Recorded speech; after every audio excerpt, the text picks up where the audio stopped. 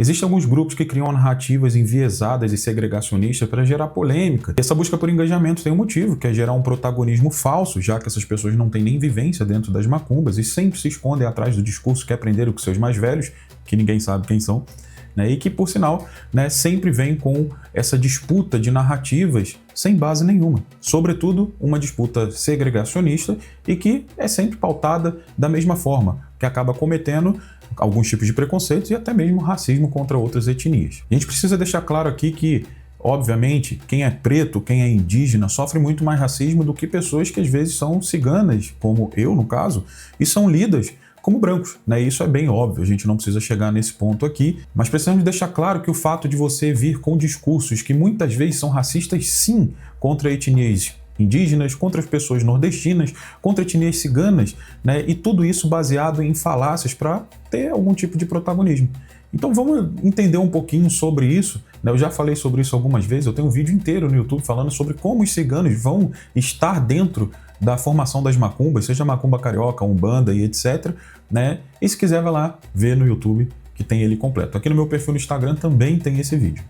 A Umbanda não pode ser reduzida a uma fundação isolada. Ela é o resultado de séculos de resistência, como o de povos africanos, indígenas e os mestiços que vêm depois. Isso pelo menos desde o século XVI, enfrentando catequização forçada, violência colonial e repressão inquisitorial, inclusive os degredos. O degredo não é somente o processo de tirar pessoas ciganas da Europa, por exemplo, e jogar num Brasil marginalizado. Afinal de contas, o Brasil sempre foi um país de depósito de pessoas que Portugal não queria em seu país. O degredo ele foi o início de um processo de demonização de etnias como os ciganos, que chegam no Brasil em 1575. Ou seja, eles chegam no Brasil 75 anos depois da invasão de Portugal no Brasil. Isso quer dizer que os ciganos estão aqui desde a formação do Calundu, desde a formação da Cabula, participaram da santidade, participaram da formação da macumba carioca e, obviamente, participaram também do surgimento dessa umbanda mais institucionalizada, que já existia na macumba carioca, e também da própria quimbanda. Ou seja, a umbanda não é um projeto organizado, ela é um processo histórico vivo, conduzido por gente marginalizada. E é aqui que exatamente esse discurso de que não existe etnias como os ciganos, como os cangaceiros,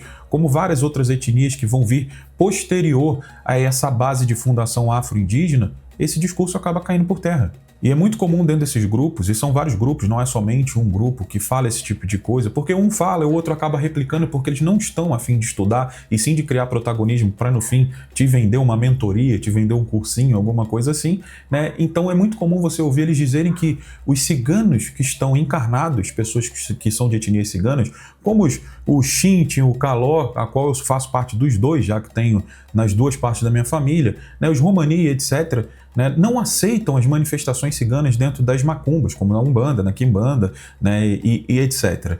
Né? Mas esse discurso é muito vazio. Se essa lógica fosse válida, a gente não ia poder cultuar Preto Velho e seus descendentes. Afinal de contas, segundo o IBGE, hoje 61,1% dos pretos no Brasil são cristãos, em maioria católicos e protestantes. E aí você vai perguntar para esses cristãos, evangélicos e católicos, se eles vão validar as manifestações de Preto Velho, né, de caboclos, de boiadeiro, de ribeirinhos em si dentro das macumbas?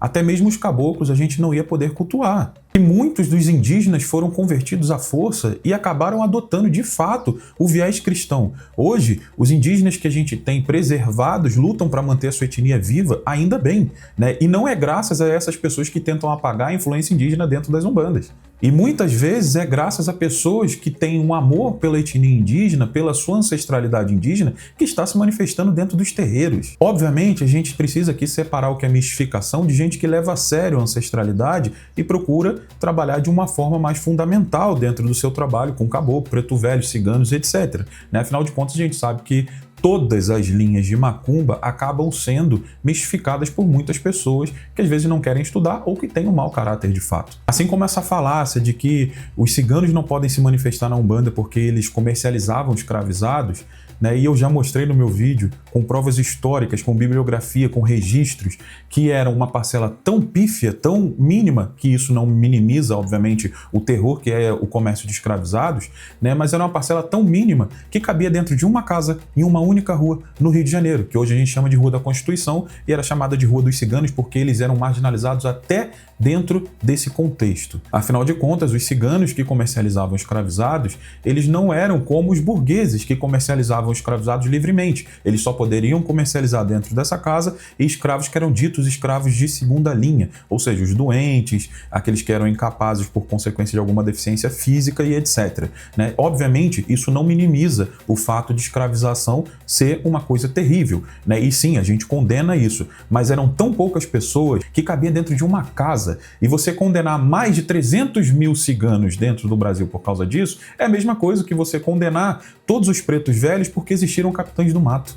Usar exceções históricas para invalidar identidades inteiras é um processo clássico de apagamento histórico. Isso vai se aplicar dentro de todas as linhas de trabalho dentro das umbandas, das macumbas, etc. Afinal de contas, teve muitos indígenas que perseguiram indígenas, que apoiaram os colonizadores para poder sobreviver, assim como tiveram pretos, assim como tiveram boiadeiros, assim como tiveram cangaceiros e etc. Porém, a gente precisa entender que a gente não cultua culturas apenas, a gente cultua indivíduos que pertenceram a essas culturas. Obviamente, não é todo preto que se manifesta igual, assim como não é todo cigano que se manifesta igual, e eu estou para fazer um vídeo sobre isso também, né? Mas aqui o intuito é outro. Ou seja, se a gente começar a excluir linhas como os caboclos, os ciganos, os boiadeiros e etc., por consequência de que um ou outro cometeu alguma questão abominável como escravização ou comércio de escravos, não vai sobrar nada para a gente cultuar dentro das macumbas. Principalmente porque a Umbanda é historicamente um espaço onde os marginalizados falam. É o espaço onde o indígena perseguido, o malandro marginalizado, o preto escravizado, o cigano perseguido tem espaço para poder se manifestar, coisa que eles não tiveram em vida. Tentar limitar qual dessas vozes são legítimas é repetir em linguagem espiritual a mesma lógica colonial que tentou decidir quem podia existir e quem deveria ser apagado. No fim das contas, esse discurso não protege a Umbanda, ela domestica a Umbanda. Ela não decoloniza a Umbanda, ela coloniza com uma nova roupagem. E uma Umbanda domesticada deixa de ser resistência e vira somente mais uma narrativa controlada. E para quem tem dúvidas sobre as manifestações ciganas dentro da Umbanda, dentro da Macumba, tem um vídeo sobre os ciganos aqui no meu perfil e lá no YouTube um vídeo inteiro para você acompanhar isso historicamente.